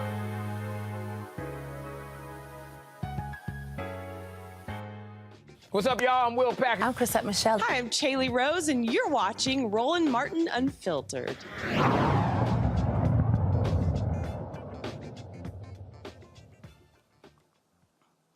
All right, folks, last night was the 95th Annual Academy Awards, and many people, of course, were tuning in to see how Jimmy Kimmel would address last year's slap, Will Smith smacking Chris Rock. Well, this is how he did it. We want you to have fun, we want you to feel safe, and most importantly, we want me to feel safe. So we have strict policies in place. If anyone in this theater commits an act of violence at any point during the show, you will be awarded the Oscar for Best Actor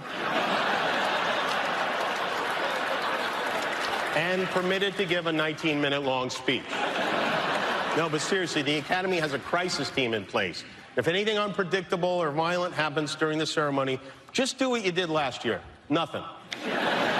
Sit there and do absolutely nothing. Maybe even give the assailant a hug. And if any of you get mad at a joke and decide you want to come up here and get jiggy with it, it's not going to be easy. There are a few of my friends you're going to have to get through first. You're going to have to get through the heavyweight champ, Adonis Creed, before you get to me. You're going to have to do battle with Michelle Yeoh before you get to me. You are going to have to beat the Mandalorian before you get to me. You are going to have to tangle with Spider-Man. You are going to have to... You are going to have to tangle with Fableman. And then you're going to have to go through my right-hand man, Guillermo, if you want to get up to this stage. Oh, wait a minute. Hold on, I should say... The other Guillermo, not Del Toro. Yes, that one. Okay, there you go. I know he's cute, but make no mistake, you even so much as wave at me, that sweet little man will beat the Lydia tar out of you, okay? All right, then. Makongo, what did you make of that way to address it? Also, at the end, of course, they had a sign that said... consecutive Oscars free of any incidents. They had like 001. Thought that was pretty fun as well. I mean, so, you know, they tastefully dealt with it. But, of course, a comedian is going to make jokes.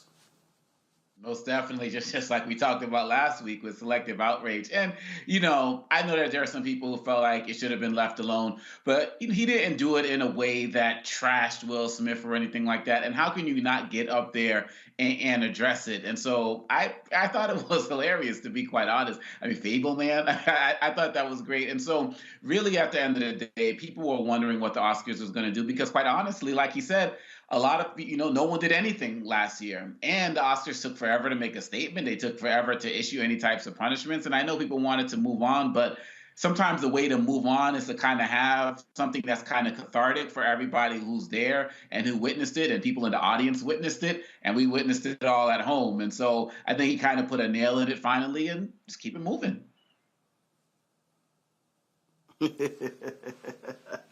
I agree. All right, y'all. So many were watching the Best Supporting Actress category, hoping to see Angela Bassett win it for Black Panther 2. Well, this was her reaction when the winner was named. And the Oscar goes to... Jamie Lee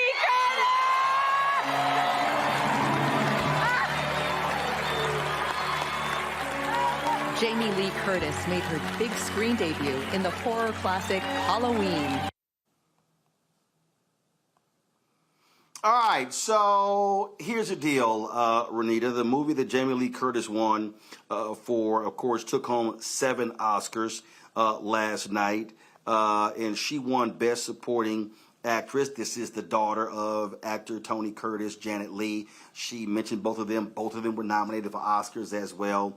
And for people who have not been following this award season, it really has been in this category at the major awards. You talk about the Golden Globes, the SAG Awards, the BAFTA, the People's Choice Awards, Critics' Choice, that actually Jamie Lee Curtis, Angela Bassett, and Stephanie Sue, who was also in the same movie with Jamie Lee Curtis, they've been sort of like winning. So there was no one runaway favorite in this category. And so a lot of black people are like, oh my God, she got screwed, or she got messed over by the Academy.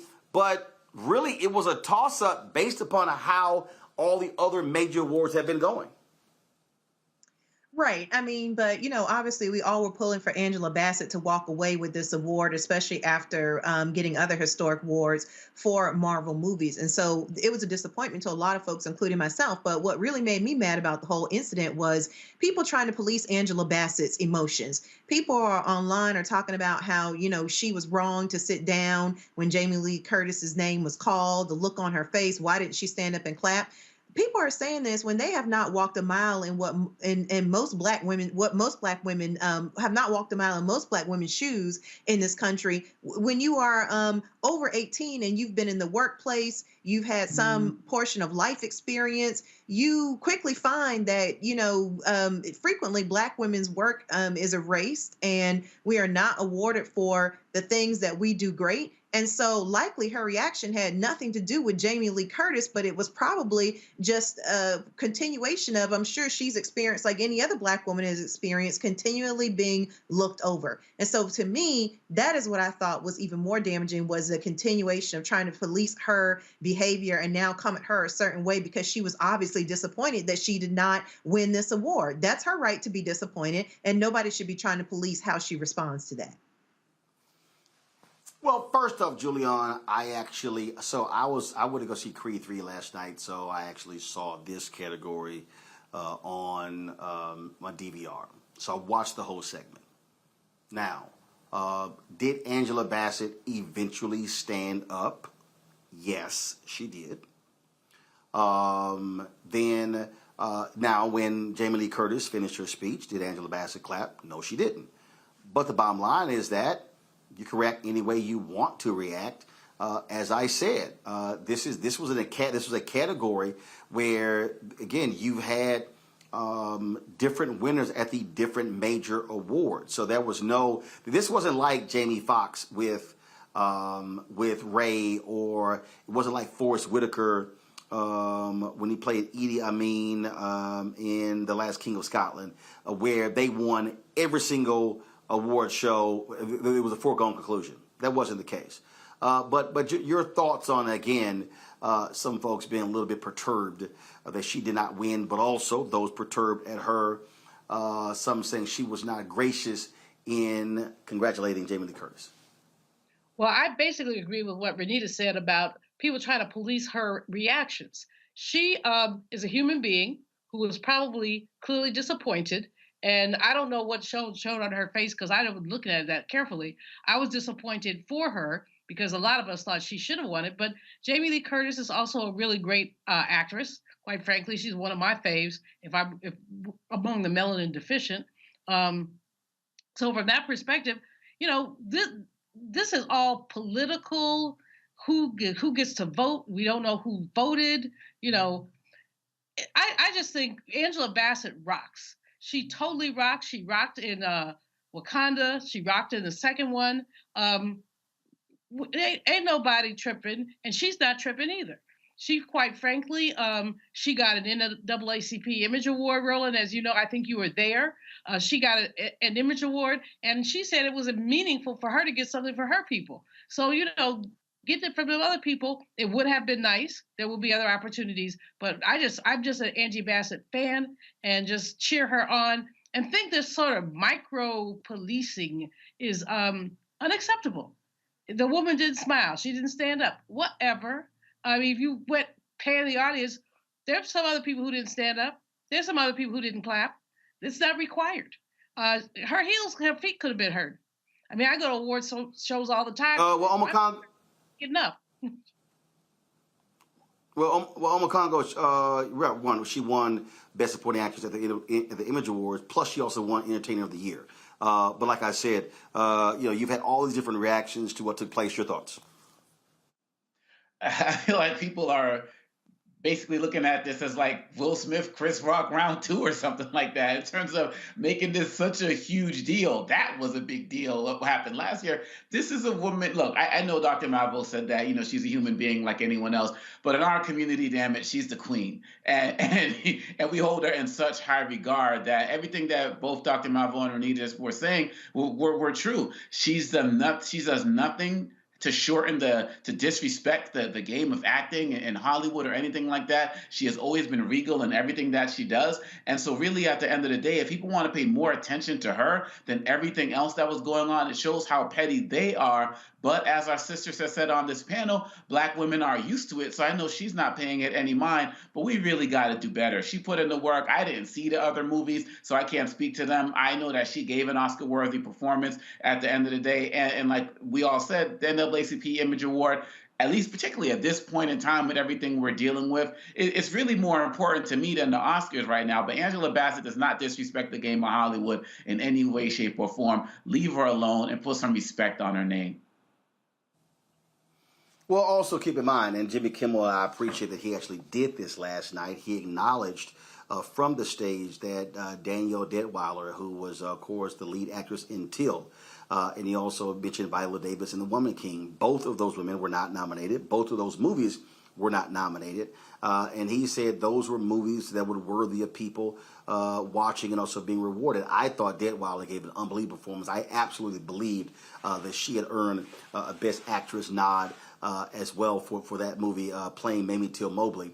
But again, this is what happens when you have these award shows. These things happen all the time. All right, folks, history was made last night when Hampton University's Ruth Carter became the first Black woman to win 2 Oscars when she won for Best Costume Design for Black Panther 2. She, of course, won it for the first Black Panther, and it was bittersweet for her when she told everyone this in her acceptance speech. Nice to see you again. Thank you to the Academy for recognizing the superhero that is a Black woman. She endures, she loves, she overcomes. She is every woman in this film. She is my mother. This past week, Mabel Carter became an ancestor. This film prepared me for this moment. Chadwick, please take care of Mom. Ryan Coogler, Nate Moore, thank you both for your vision. Together, we are reshaping how culture is represented.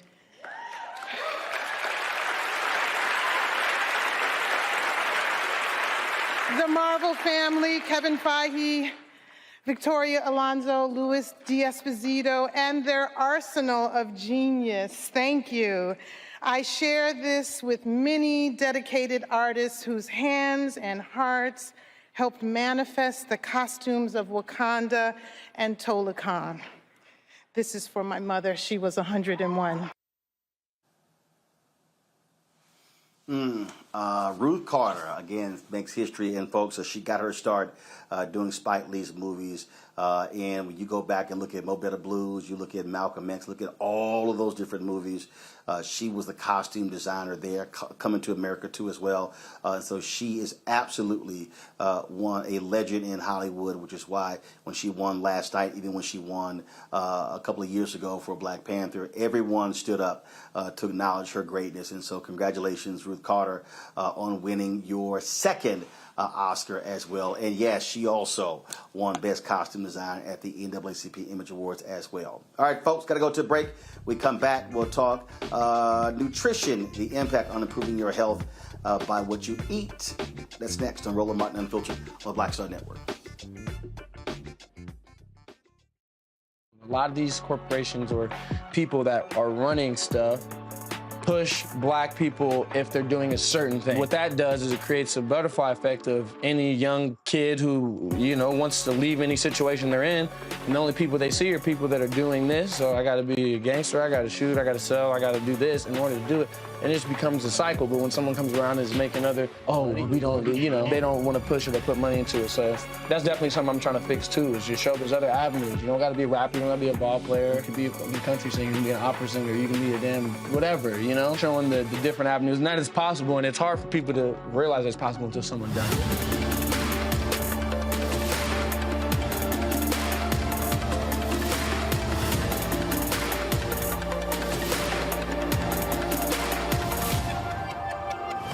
Next, A Balanced Life with me, Dr. Jackie. Just who do you think you are? And maybe more importantly, who is it that you think you're trying to please? The answer to that second question is really wrapped up in the first. Think about that, being the true, authentic you, no matter the circumstance. But we learn the art of forgiveness, not only of forgiving one another, but forgiving ourselves. And we also learn how to love ourselves so that we can love each other. That's next on A Balanced Life, here on Black Star Network. I'm Deborah Owens, America's Wealth Coach, and my new show, Get Wealthy, focuses on the things that your financial advisor and bank isn't telling you, but you absolutely need to know. So watch Get Wealthy on the Black Star Network.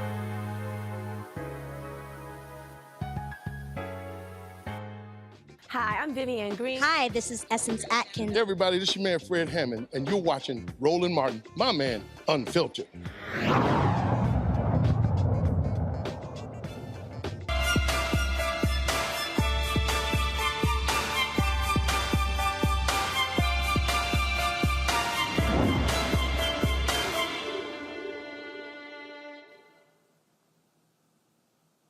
All right, folks, nutrition is a huge part when it comes to wellness. And, of course, many folks we've had on the show talked about not wanting people to be so wedded to having to take medicine. How about doing things the natural way? Jessie Thompson is my next guest. She's the author of the new gynecologist recommended book, In Fibroids Manual and Guide. She also has been very much focused on how what we eat can heal the body. Glad to have you back on the show. And so we talk about what you can eat to heal the body. Explain that. Well, thank you so much for having me, Roland. Food is our medicine, no question. It is literally what we consume every day is actually healing our body or it's harming our body. So it's very important for us to make choices that actually help the body support its natural detoxification function. The body is a masterpiece. It is created to detoxify. Of course, you know, there are sources of toxins all over, from the air to the food that we eat, et cetera, because not all the food that we eat is healthy. The stress is a major factor, especially for us as people of color, Black people specifically, in the trauma of racism. So what's happening is the body's natural detox function, which is the involuntary process by which the body rids itself of toxins through perspiration, respiration, urination, defecation, using our 4 vital organs, the skin, our largest organ, the liver, the lungs, the kidney, and then the digestive system and the lymphatic system. What happens when our body is overrun with toxins? it starts to now disrupt the body's ability to detoxify properly. And then we have to start to have an intervention and some people will do diet, some people will do fasting specifically to help reset the body and hopefully start a healthy lifestyle that is, we say prevention is the cure. And so one of the things that doctors always talk about is that when we talk about obesity, that's inflammation. That's right. What we eat can either help or hurt. Mm-hmm. Yeah, no, that's a critical thing. In fact, we created this whole anti-inflammatory food list just so people, because some people think just because something is a vegetable, for instance, if I fry it, it's still a vegetable, right? But inflammation is actually something that our body, it's a natural process where the body starts to fight off disease. However, when the body is in a radical state of inflammation because of too much cortisol, because of too many times, what happens is now the body starts to give birth to actual disease, inflammation, where it's radical in the body nonstop. It actually it's the root of so many conditions, whether it's high blood pressure, diabetes, cancer, fibroids, so many diseases. So for us, food is literally our first defense. It's to actually, of course, stress, minimize our stress, but then the food, using our food, which are anti-inflammatory foods that help to reduce inflammation in the body, such as cruciferous vegetables, right? Making that like broccoli and cabbage and bok choy and things like arugula, making the greens a part of every meal that you have is helping use foods to fight inflammation in the body, as well as, antioxidants in berries like blueberries and raspberries. Those are so great for the gut, helping the body. Again, remember we talked about the detoxification function. The digestive system plays a major role. So eating foods that help your gut, eating foods that have high selenium, like Brazil nuts that are great for your liver, another major detox organ. So using your food to actually power your vital organs so that your body can sustain an actual lifestyle of healing. Questions from the panel. Makongo, you first. Yeah, I only had 3 cookies today. I was regretting it before you came on, but now I'm like really regretting it. It was a little splurge. But one of the chat questions I have for you is, what advice do you give to those of us who live in communities that might be food deserts or where they may have organic sections that are starting to come into some of our stores? They're still expensive. What kind of tips do you give for those of us who live in that part of our community who want to make better food choices but are limited because of what's around them or budget?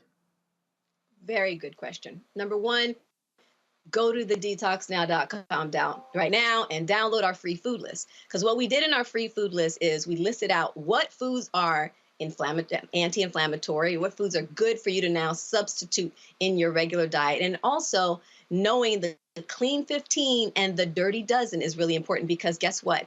In certain foods, there's a rating every year they put out what foods are actually, the way that they're farmed, they maintain the purity of the food, such as cantaloupes, right? Such as melons. The thickness of the skin is such that the meat of the food, the meat of the melons are actually, they don't have to be organic because they're still clean. But then you have certain foods that are part of the dirty dozen where those foods, you really need them to be organic. And I'm going to come back to that, such as apples and pears and berries, right? Because so harmful because of the pesticides on them. So in food deserts, number one, you want to know what are your go-to. Anywhere I can go right now, like I know if I'm going somewhere, mangoes are on the clean 15 list. Avocados are on the clean 15 list, right?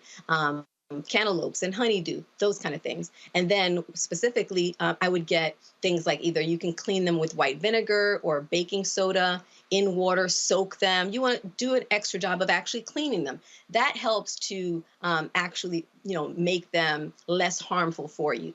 And then, so you'll use the cleaning agents I like to soak them. I use food grade hydrogen peroxide with distilled water. I make a mix of that, 11 ounces of distilled water with 1 ounce of hydrogen food grade peroxide. I use it as my vegetable cleaner, and I will clean all my veggies. So now you may not be able to get organic everything. Try to get as much as you can organic, but then clean it so that you give yourself a better chance of having healthier foods. And again, the reason we did the free food list is you may not be ready to, because what happens is when you find that, you'll see signs that your body is dealing with those toxins. So those 3 cookies, okay, you had them today, but are you having 3 cookies every day, right? Are you having them with breakfast, lunch, and dinner, right? These are things that now you'll start to see signs that your body is slowing down. You'll see weight start to kind of settle. You'll start to see that you feel tired a lot. These are signs that your body's detoxification function is actually being impaired. It's being compromised.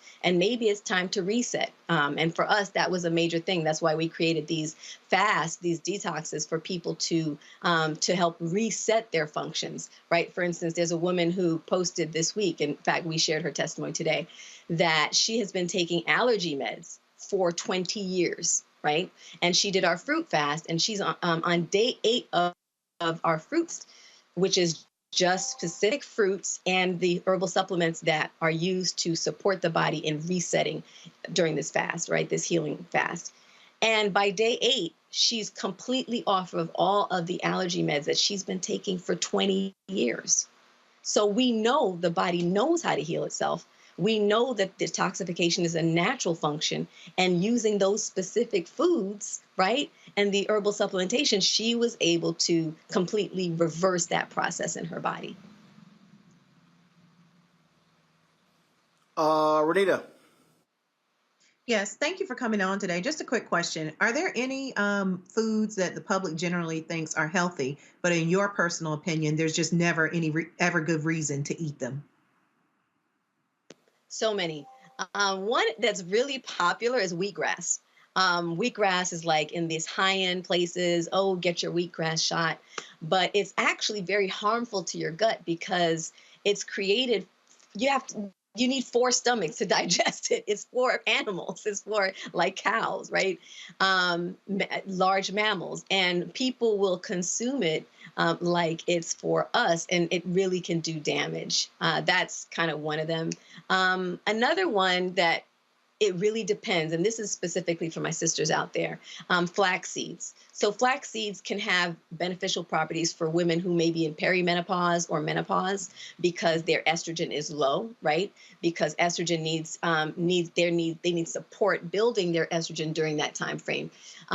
But if you are not in perimenopause or menopause and you're just in your childbearing years, flaxseed can actually lead to estrogen dominance, too much consumption of that because of how estrogenic it is. And that can cause hormonal imbalance. And that's not just for women. I led to that because of the perimenopause, but with men, you can see things like development of man breasts, as well as, baldness, or lose hair, things like that. So in other words, it can get those same inflammatory responses in different ways. Wow, thank you. Julian, I literally have I got 40 seconds. So a question, quick answer, go. You've talked about reset a couple of times. How long does someone have to change their diet, or what must one do to reset? You've seen this slowness, you've seen these things. How do you reset?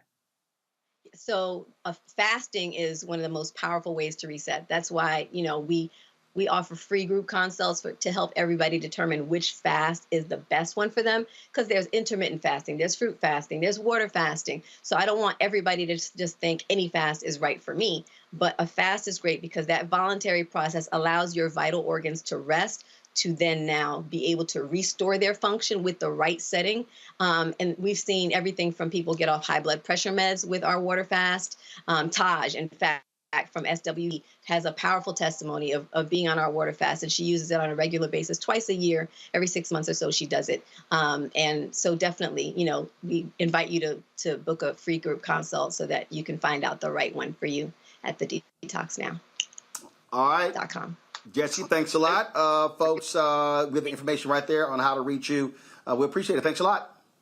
Thanks for having me. Nutrition is your medicine. Renita. All right. Renita Omakongo, Julian, thank you so very much, folks. That's it for us. I've got to go. We'll see you tomorrow right here on Roland Martin Unfiltered, right here on the Black Star Network. Don't forget, download our app, Apple phone, Android phone, Apple TV, Android TV, Roku, Amazon Fire TV, Xbox One, Samsung Smart TV. And of course, join our Bring the Funk fan club. Send check and money orders. P.O. Box 57196, Washington, D.C. 20037-0196. Cash App, $RM Unfiltered. PayPal, R Martin Unfiltered. Venmo is RM Unfiltered. Zelle, Roland at RolandSMartin.com. Roland at RolandMartinUnfiltered.com. I will see you tomorrow. Holla! Folks, Black Star Network is here. Oh, no punches! I'm real revolutionary right now. Support this man, Black Media. He makes sure that our stories are told. Thank you for being the voice of Black America, Roland. Stay black. I love y'all. All momentum we have now, we have to keep this going. The video looks phenomenal. See, this difference between Black Star Network and Black-owned media and something like CNN. You can't be Black-owned media and be scared. It's time to be smart. Bring your eyeballs home. You dig?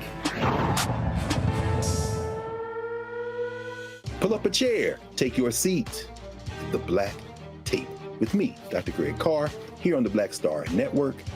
Every week, we'll take a deeper dive into the world we're living in. Join the conversation only on the Black Star Network. Hi, I'm Dr. Jackie Hood Martin, and I have a question for you. Ever feel as if your life is teetering and the weight and pressure of the world is consistently on your shoulders? Well, let me tell you, living a balanced life isn't easy. Join me each Tuesday on Black Star Network for A Balanced Life with Dr. Jackie. We're all impacted by the culture, whether we know it or not. From politics to music and entertainment, it's a huge part of our lives, and we're going to talk about it every day right here on The Culture with me, Faraji Muhammad, only on the Black Star Network. I'm Deborah Owens, America's Wealth Coach, and my new show, Get Wealthy, focuses on the things that your financial advisor and bank isn't telling you, but you absolutely need to know. So watch Get Wealthy on the Black Star Network.